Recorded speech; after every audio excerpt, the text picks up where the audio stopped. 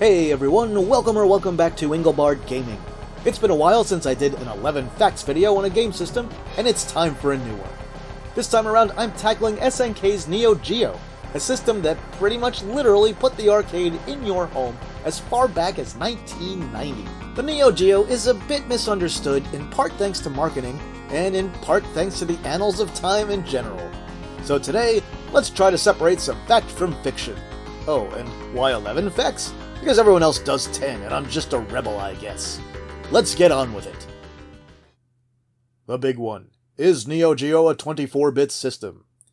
Lots of magazines and other people talk about the Neo Geo being a 24-bit system, but is it really? And where did this idea even come from? Well, here's an advertisement from SNK. You'll notice it uses the term 24-bit, but also that it puts it in quotes. Why the quotes? Because there's no real way that anyone can seriously and factually claim that this is a 24-bit system, that's why. The Neo Geo is a 16-bit system, and it uses several components that will be familiar to many people who follow computer hardware back in around 1990 when it was released.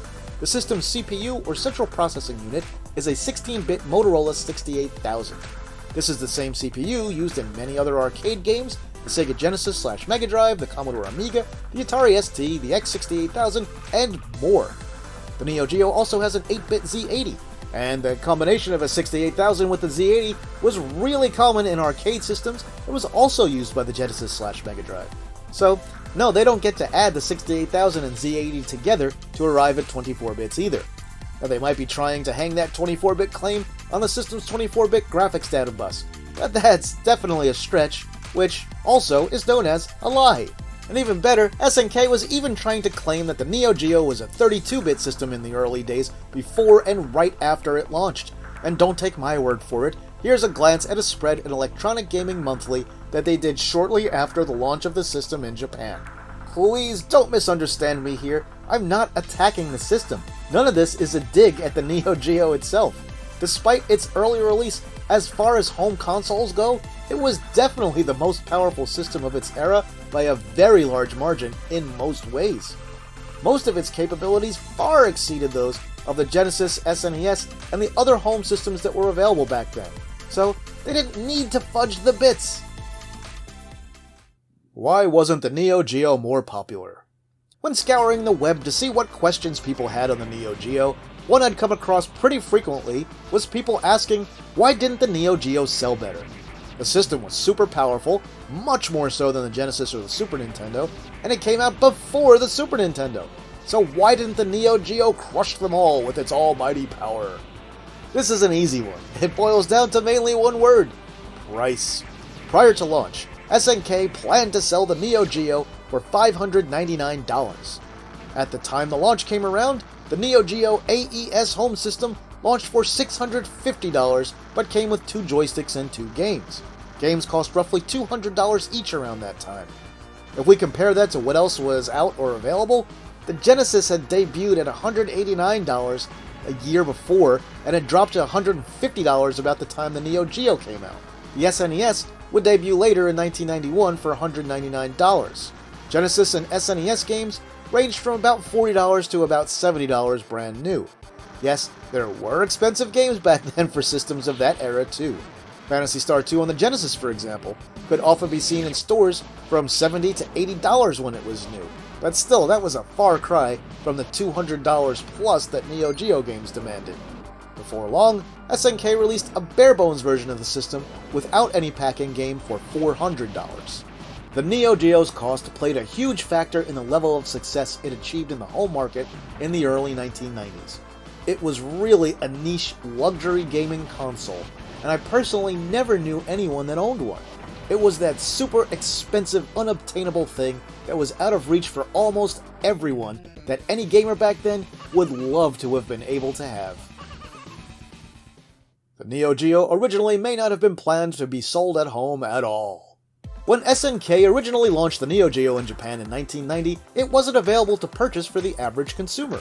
Instead, it was made available to commercial entities, places like hotels and bars. Which you might rightly wonder, well, why didn't they just have Neo Geo MVS units in those places? Good question, and you'd have to ask SNK for the answer. But my guess would be some higher-end establishments didn't want big arcade machines uglying up their premises. but they did want to be able to offer arcade-quality game experiences to their patrons. According to the contemporary articles in places like EGM and modern sources, SNK realized that they had a market for the system as a luxury item, and that's when they made it available to regular consumers later that year in Japan and then several months afterwards in the US. The question remains whether SNK ever truly intended the rental system to be the only way the AES was going to be made available. It wasn't uncommon for console manufacturers of the era, or frankly of this era today, to be less than honest about things they just aren't ready to talk about yet. So you can decide for yourself whether you believe that was ever truly the plan. The Neo Geo was around for a long time. The Neo Geo platform was around a long time. A really long time for a single game system. This is thanks in large part to its unique concept of powerful arcade hardware matched with a basically identical home system. So how long is a long time in this case? So as we already talked about, the original Neo Geo launch happened in 1990. The AES was manufactured until 1997. Now that doesn't seem all that long by itself, right? However, games were still released for the AES up through 2004. That's 14 years after the system debuted. The MVS was a really successful arcade platform, so home versions of those popular arcade games just kept on coming for quite a while. The last official release from SNK for the system was Samurai Showdown 5 Special in 2004. For reference, folks, we're talking the PS2, Xbox, and GameCube era here. The Dreamcast had come and gone, having been discontinued in mid-2001. This means the Neo Geo was around from during the end of the 8-bit era, when the NES was still kicking, until just a couple of years before the debut of the PlayStation 3 and Xbox 360. Very few platforms have enjoyed that kind of longevity, and the Neo Geo ports were tough to handle even for the 32-bit systems when they came along. The Saturn and PlayStation had varying degrees of success with Neo Geo ports because of the limited amounts of RAM they had. This situation was helped a bit on the Saturn thanks to its 1 and 4 megabyte RAM cards, but PS1 ports were often especially cut back. Sprites were weird on the Neo Geo. Sprites are special bits of graphics that arcade boards, home consoles, and even several home computers supported in hardware that could be moved freely around the screen independently of any background graphics. Sprites were typically used for things like ships and shoot-em-ups, your characters and beat-em-ups, the bullets, the weapons, and basically anything else on the screen that moved but wasn't part of the background. Now there are exceptions with some games that used background tiles or character graphics to accomplish similar results, but for most consoles especially, sprites were the main things you saw moving around the screen. Now on many platforms, arcade and home consoles, sprites were overlaid on tile maps. Systems like the NES/Famicom, SMS/Mark III, and PC Engine/TurboGrafx-16 used a single tile map layer where the screen is essentially divided into squares, and those squares are filled with tiles, and those tiles can either be a static background or they can be scrolled across the screen. Systems with more advanced tile map handling could do more than one background layer. The Genesis/Mega Drive had 2 tile map layers, Capcom's CPS2 arcade board supported 3, the SNES supported up to 4, though few games use the 4-layer mode. The Neo Geo works very differently compared to those other platforms. It doesn't have built-in tile map layers at all. It basically uses sprites for everything. The Neo Geo does use sprites in general in the same way as a system like the Genesis or Mega Drive to create game characters, bullets, and things like that, but it also uses sprites for another purpose. Sprites on the Neo Geo are always 16 pixels wide and can be up to 512 pixels tall. And if you put those tall strips of sprites next to each other, well, you end up with backgrounds. There are also technically 3 sprite layers, which is how scrolling games on the system typically created parallax scrolling. So yes, for the vast majority of Neo Geo games, the backgrounds are made up entirely of sprites. And there's one tiny exception, and that's the fix layer, which was often used to overlay things like scores, credit counters, and energy bars on top of the sprites. Scaling was weird on the Neo Geo. What is sprite scaling? It's when a sprite is resized to make it either larger or smaller than its starting point. When you think sprite scaling, especially in the late 80s or mid-90s, you would have to look at games like Sega's Afterburner 2, Outrun, Space Harrier, Galaxy Force 2. These Sega Super Scaler games were a marvel of technology for their time of release. Sprite scaling is what made those classic Sega games possible, and there are a few ways to do sprite scaling. For these Sega arcade games, they had special hardware included. There were chips on the board that did the calculations necessary to resize those sprites quickly, which made those games possible. Home systems of the time didn't include sprite scaling capabilities, which is why these games usually look dramatically worse when ported to them or converted to them. Most of the time, these systems fake scaling by drawing objects at multiple sizes in animation frames.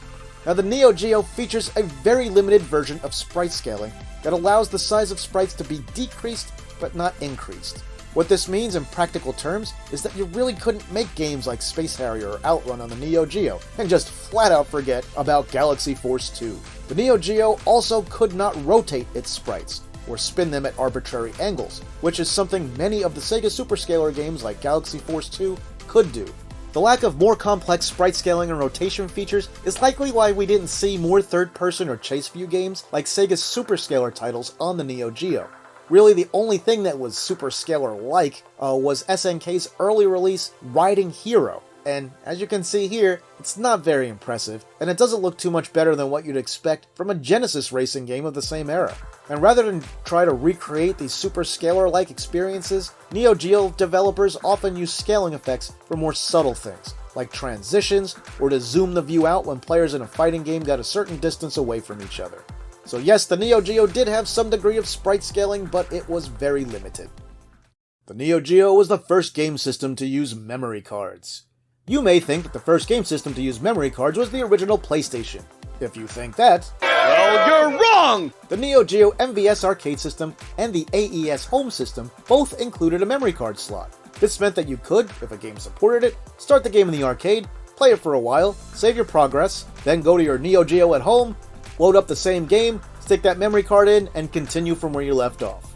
Memory card usage in games on the Neo Geo? Well, it was a little spotty.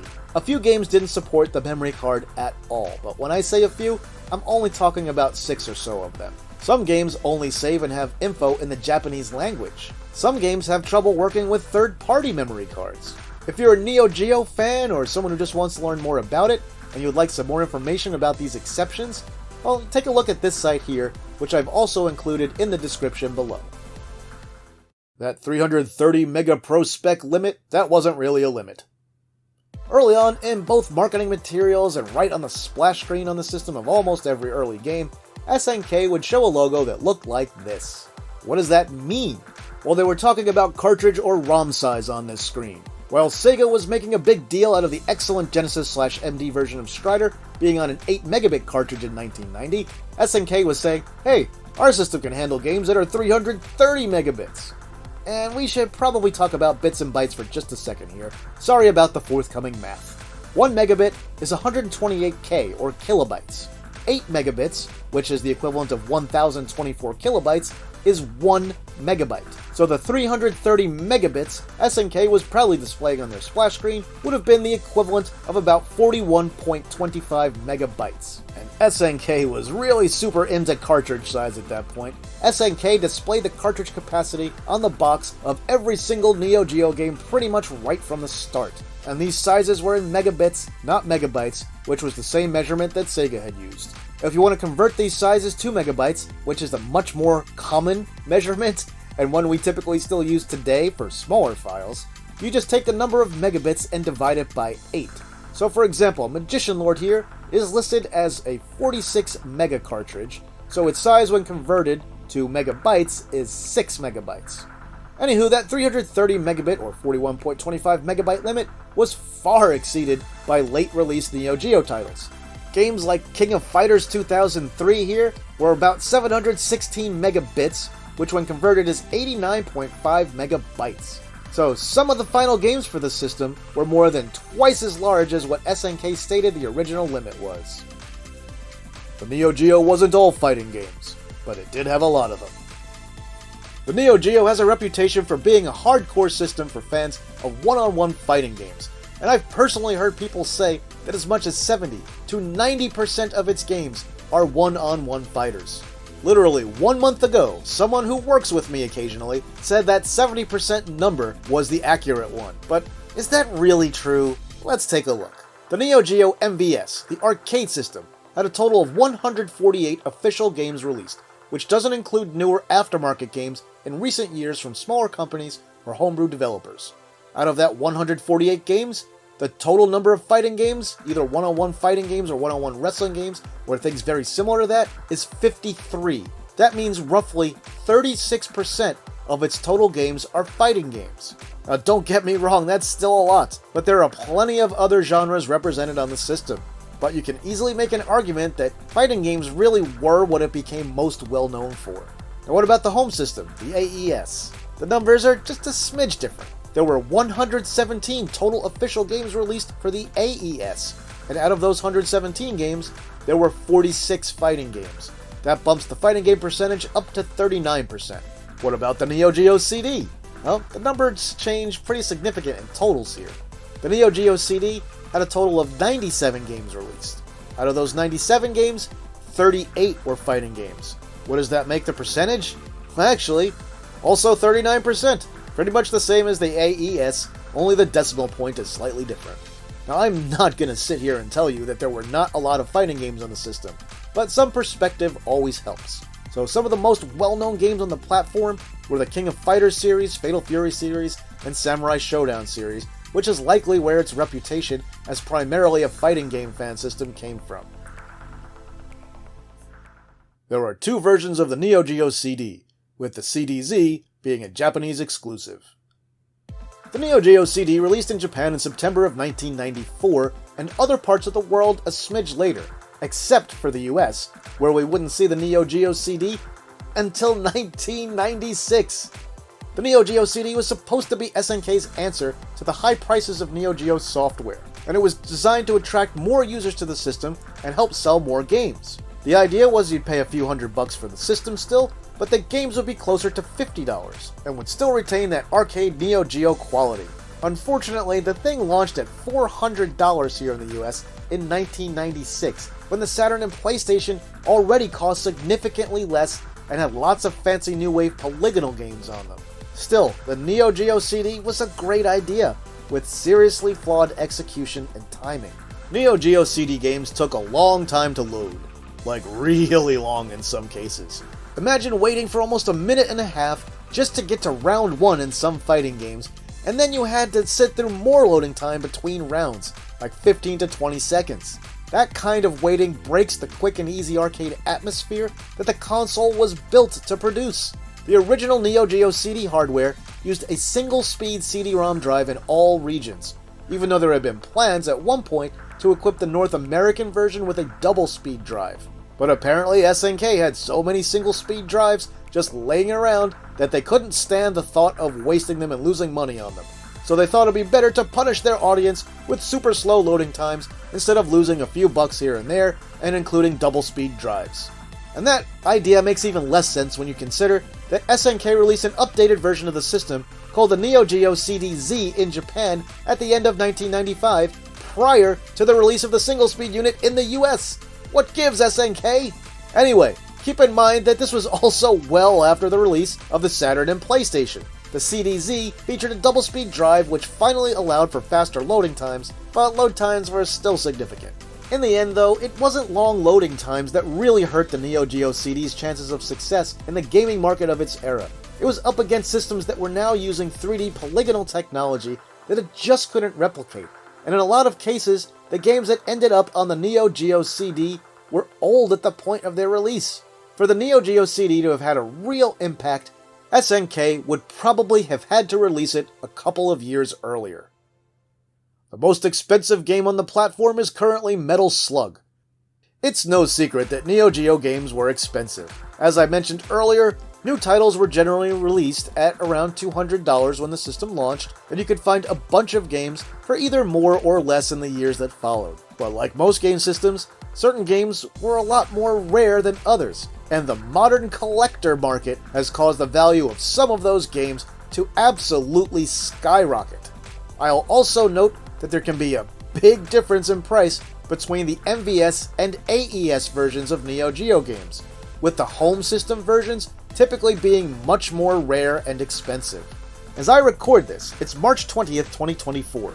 The costliest game new in box at the moment is Metal Slug, which has a value of $119,000. That's more than some houses in places in this country. Now, you can save yourself a few bucks and pick up a complete in-box used copy instead that has everything the original game came with when it was new, and that'll only set you back $60,000. Hey, that's almost a 50% discount. Now, if you can live with the cartridge only, well, then you're in luck, my friends, because that will only set you back a scant $3,370. Alrighty, let's wrap this up, shall we? While this video was about facts, you might walk away a bit disappointed if I didn't tell you my thoughts on the Neo Geo, right? So, here's my opinion of the Neo Geo and its games. The Neo Geo was by far the most powerful home console on the market until the 32-bit systems hit. And then even afterwards, it still had an edge when it came to 2D graphics in many cases. I can appreciate the forethought that went into designing a system meant to be a lasting one in both the arcade and home markets. But I've got to say that while I love Street Fighter II and several other fighting games across multiple platforms, I'm not a huge fan of the fighting games on the Neo Geo, though I do enjoy some SVC chaos every now and then. As far as action games and shooters go on the system, it's got some pretty good ones, but I don't know that it has any truly great ones. Probably the closest thing to a great shooter on the system would be Polestar. And for platformers, I like Magician Lord a lot, but it is a bit clumsy and lacks the control, difficulty, and gameplay refinement of better games that were available roughly around the same time from companies like Capcom, Sega, and Konami. Now, the idea of playing the exact same game in the arcade and at home was a fantastic one, but I think the library lets it down just a little bit. Now, keep in mind, this thing was on the market for about 14 years, and the arcade system had less than a total of 150 games on it. Over a smaller span of time? Just for comparison's sake, we can look at the Genesis, which had close to 1,000 games, and the SNES had even more in a smaller amount of time, a bit over 1,700. Now, personally, I never considered games like King of Fighters, Fatal Fury, or Metal Slug quote-unquote killer apps, but lots of people do, and they love those games, and I respect that, even though I'm not personally a huge fan. I really would like to have seen more games and more variety on the system. I'm kind of surprised that SNK wasn't able to attract more third-party developers to the Neo Geo. I mean, I just don't know why that was. It seemed like it would have been ideal for a lot of arcade companies back then. In the end, I feel like you have to admire what SNK did and the paradigm they created, and it's surprising more companies didn't do something similar themselves. Some tried and came up with systems that they used for multiple games that used cartridges in the arcade, like the Taito F3 system. And an article in EGM from way back in the day even talked about a home release of the Taito F3, but it never materialized. So as far as 16-bit systems that had the same games at home and in the arcade, SNK had that market pretty much all to themselves, unless you count a few oddities like the Sega Megatech or the Sega System C. Alright guys, so tell me, what do you think about the Neo Geo? Do you love it? Do you hate it? Did you learn anything new in this video? I know a lot of this information is out there in one way or another already. Tell me all about it in the comments. That'll do it for this video, my retro gaming friends. If you enjoyed the video, please give it a like and share it online somewhere. If you haven't yet, please subscribe to the channel and hit the notification bell so you'll never miss one of my videos. If you want to help support the work that I do here and contribute to hardware reviews and things like that, you can support the channel at Patreon, Ko-fi, or right here through YouTube channel memberships. With that, I'll say thanks for watching, and see me later.